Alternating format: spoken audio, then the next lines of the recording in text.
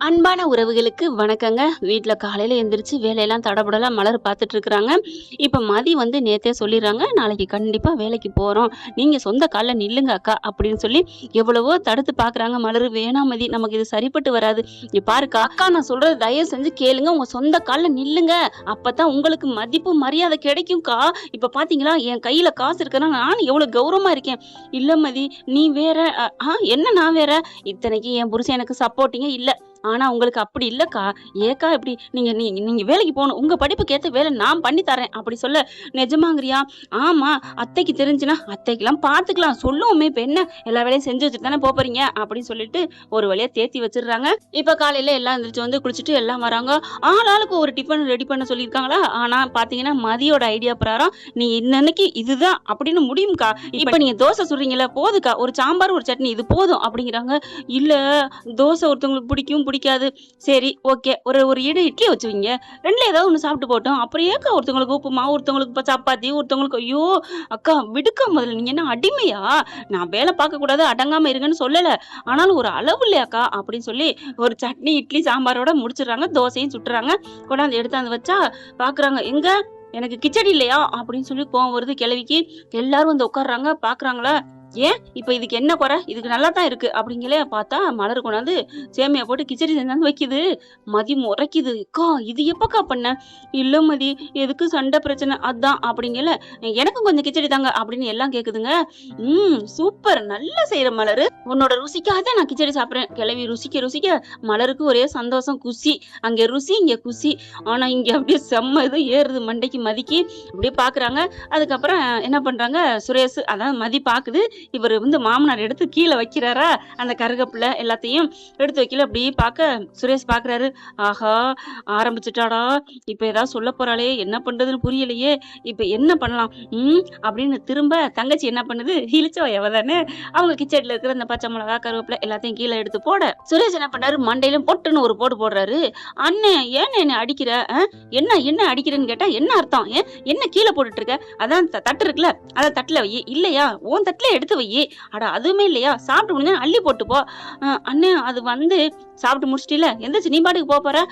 அது அண்ணே" அப்படின்னு அப்படியே ஒரு மலுப்பு தான். "இங்க பாரு" அப்படின்னு என்ன பண்றாரு சுரேஷ், அப்படி கண்ணடிக்கிறாரு. அப்படின்னோடனே, "ஓ, அன்னிக்காவா? அப்பா அம்மாவுக்காக வேற என்ன பண்ண முடியும்?" அப்படிங்கிற மாதிரி அப்படின்னு சொல்ல, "ஓகே ஓகே" அப்படின்னு சொல்லிட்டு, "அண்ணே, இனிமே நான் எடுத்துறேனே. கரெக்ட் தானே, நீ சொல்றது சரிதான். நான் அள்ளி போட்டே கையை கழுவுறேன்." அப்படின்னு அள்ளி போட்டு கையை கழுவி, அதுக்கப்புறம் ஒரு விரலை வச்சு அந்த இடத்த தொடச்சிட்டு மறுபடியும் கையை கழுவிட்டு, "ஓகேவாண்ணா, ஓகேவாண்ணா. இப்பதான் என் நல்ல தங்கச்சி. நீ சூப்பர்மா. சாரிம்மா, அண்ணன் தெரியாம அடிச்சிட்டேன். ஐயோ, என்ன மன்னிச்சுக்கோ. பரவாயில்லண்ணே, நல்லது சொன்னா யார் சொன்னாலும் கேட்டுக்கலாண்ணே. இதுல ஒண்ணும் தப்பு இல்ல." மதிய பாக்குறாரு சுரேஷ். மதிக்கு அப்படியே ஒரு மனசுக்குள்ள ஒரு சந்தோஷம். அப்பாடா, அவ முகத்துல இன்னைக்கு தாண்டா நல்லதை பார்த்திருக்கேன்னு சுரேஷுக்கே தெரியுது. அடுத்து தம்பிக்காரனை பாக்குறாரா, டக்குன்னு, "அண்ணே, நான் அள்ளி போட்டேனே, எல்லாத்தையும் அள்ளி போட்டேன்." "ஏன்டா, அதுக்கு முன்னாடி தட்டுல வச்சிடலாமே." "இல்லண்ணே, அது வந்து அப்படிங்கல, எல்லாத்தையும் எடுத்து போட்டேன்" அப்படின்னு சொல்றாங்க. அடுத்து பாப்பா சாப்பிட்டுட்டு இருக்காளா, அம்மு பாப்பா சாப்பிடல. "இங்க பாருங்க சித்தப்பா, நான் கீழையும் போடல, அள்ளியும் போட மாட்டேன். இங்க பாருங்க, நான் என் தட்டு ஓரத்திலே வச்சுட்டேன்."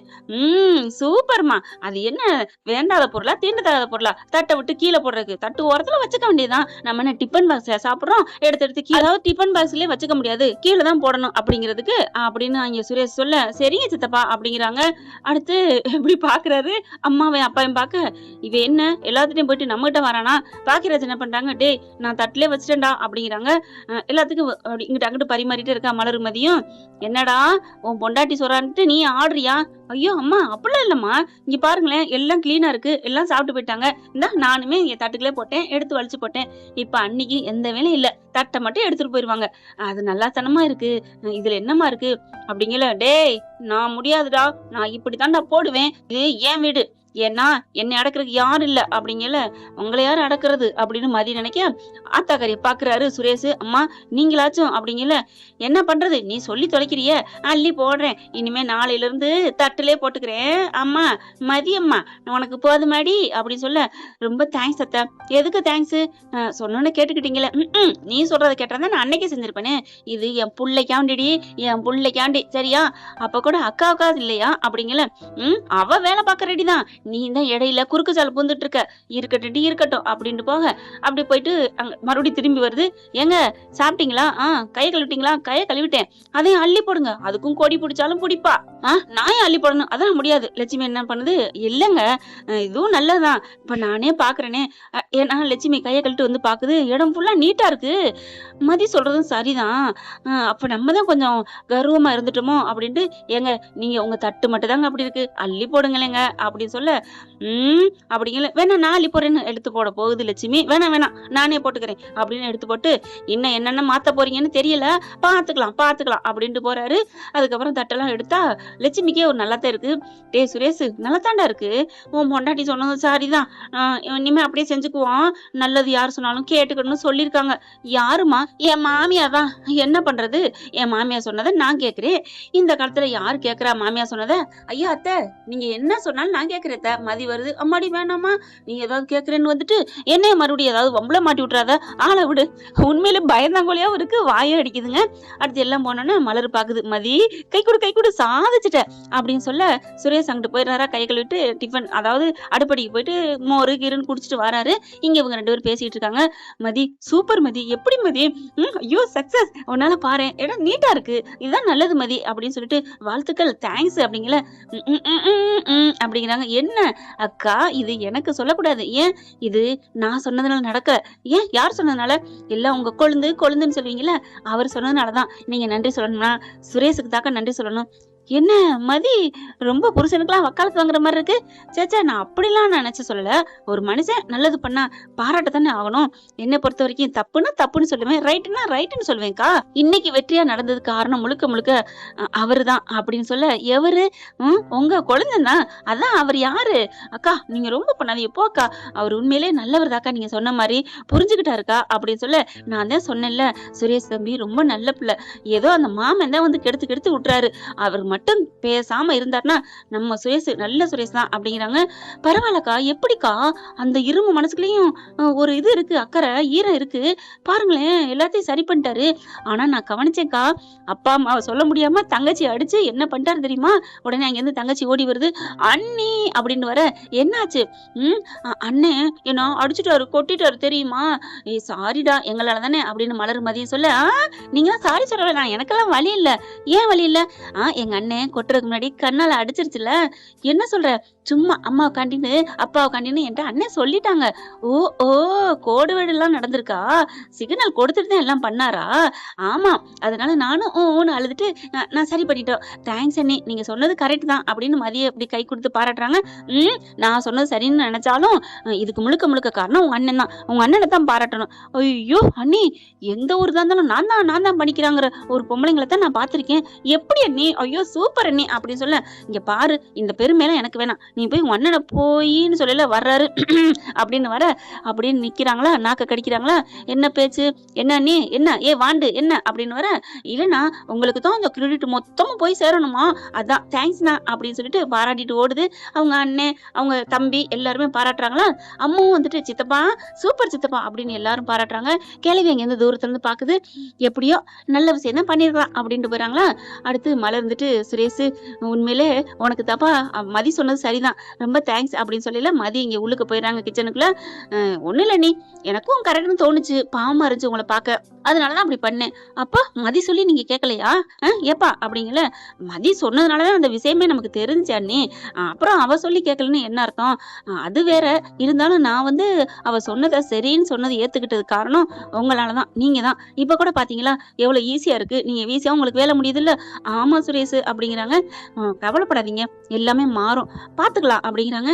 சுரேஷ் என்ன அண்ணி, மதி மேல உனக்கு வருத்தம் எதுவும் இல்லையே? நான் ஏன் வருத்தப்பட போறேன்? இல்ல அவ ரொம்ப ராங்கா இருக்கா, திமிரா இருக்கா? அப்படிலாம் இல்ல நீ, அவளுக்கு அழகே அந்த ராங்கும் திமிரு தான் அப்படின்னு சிரிச்சுட்டு போறாரு. அப்படியே மதி அப்படி விழுக போகுது. மலருங்கிட்ட திரும்புறாங்க, ஏய் மதி அப்படின்னு தாங்கி பிடிக்கிறாங்க. என்னாச்சு என்னை பார்த்து அழகுன்ட்டாரு, மதியை பார்த்து திமிரு தான் அழகுன்ட்டாரே அப்படின்னு சொல்லி சந்தோஷம் வர, சரி விடு இப்படியே இருக்கணும்னு வேண்டிக்குவோம் அப்படிங்கல.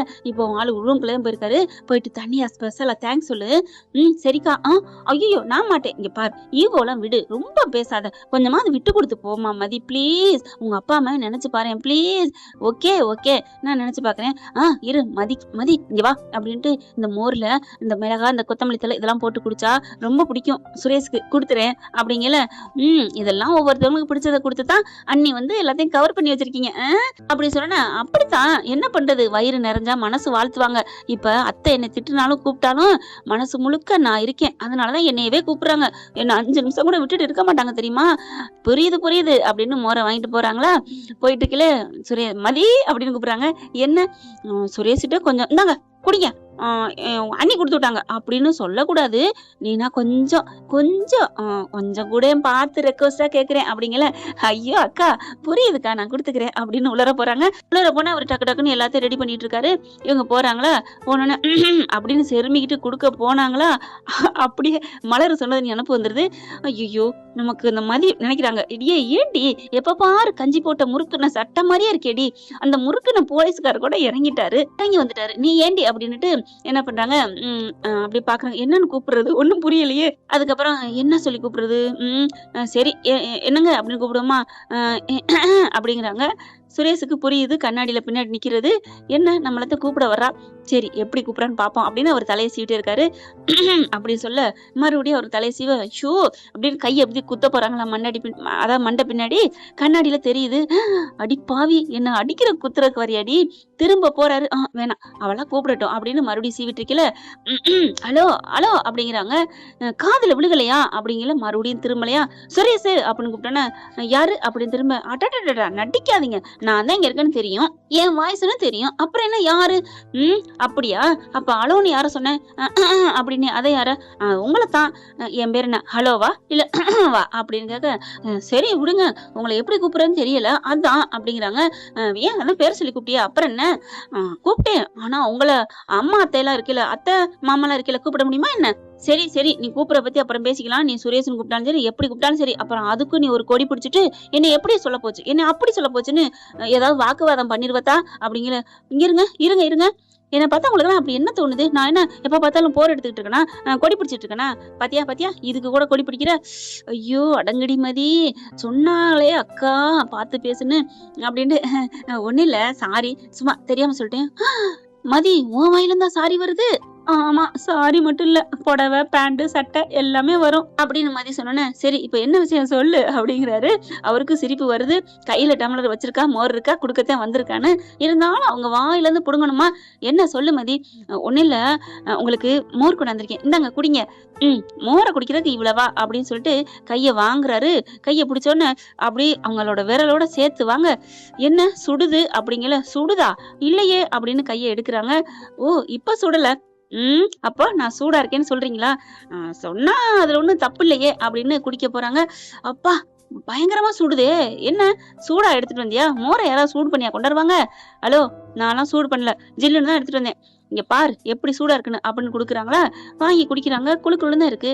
என்ன விளையாடுறீங்களா, சூடாத்தான் இருக்குன்னு சொன்னீங்க, குளிராத்தான் இருக்கு தெரியுதா அப்படின்னு சொன்னோன்னு பாக்குறாங்க. எனக்கும் தெரியும் குளிராத்தானே இருக்கு. ஆமா அப்படிங்கிறாங்க. அப்புறம் இதுக்கு என்ன கொடுத்தீங்க. இல்ல சும்மாதான் வம்புழுத்தேன் அப்படின்ட்டு போறாரு. அப்படியே மதி நினைக்கிறாங்க, என்னது நம்ம கிட்ட வம்புழுத்தாரா. ஐயோ எனக்கே ஒரு ஆச்சரியமா இருக்கே. நல்ல மனுஷனா தான் இருக்காரு, ரொமான்டிக் பாயா தான் இருக்காரு அப்படிங்கிற. கதவு கிட்ட வெளியில போற சுரேஷ் என்ன பண்றாரு, திரும்பிக்கிட்டு ஹலோ எஸ்கியூஸ் மீ. என்ன எஸ்கியூஸ் மீ, என் பேரு Mathi. Okay okay cool cool. Hello Mathi என்ன அப்படிங்கல. உண்மையிலே உண்மையிலே மோரு சூப்பரா இருந்துச்சு, எங்களுக்கும் எல்லா ரொமான்ஸும் வரும் ஓகேவா அப்படின்ட்டு போறாங்க. வரட்டா பாய் அப்படின்னு போறாங்க. எங்க பாயின்ட்டு போறாரு, ஓ டியூட்டிக்கு போறாரோ, மோர் டம்ளரோட போறாரு அப்படின்னு வெளியில வராங்க. கரெக்டா கிச்சன்ல போய் டம்ளர் வச்சுட்டு அன்னிக்கிட்ட போய் சரி நீ நான் கிளம்புறேன் அப்படிங்கிறாங்க.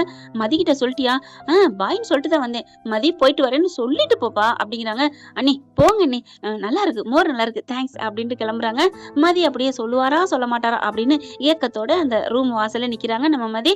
ஓகே ஃப்ரெண்ட், பார்க்கலாம் என்ன நடக்க போகுதுன்னு. இப்படிலாம் போனால் நல்லா தானே இருக்கும். இந்த பதிவு உங்களுக்கு பிடிச்சிருந்துச்சுன்னா உங்க பொண்ணான கையால் ஒரு லைக்கை போட்டு சப்ஸ்கிரைப் பண்ணி ஆதரவு கொடுங்க அன்புறவுகளே. Thank you friend. இந்த வீடியோ உங்களுக்கு பிடிச்சிருந்தா தயவு செய்து லைக் பண்ணுங்க. இன்னும் அப்டேட்ஸ்க்காக சேனலை சப்ஸ்கிரைப் பண்ண மறக்காதீங்க. நம்ம கிட்ட இருக்க எல்லா சேனல்ஸோட லேட்டஸ்ட் வீடியோ அப்டேட்ஸ்க்காக மேல ரைட் சைடுல காட்டுற லிங்கை கிளிக் பண்ணி வாட்ஸ்அப் குரூப்ல ஜாயின் பண்ணுங்க. உங்களிடம் விடைபெறுவது நான் உங்கள் மெஹர்.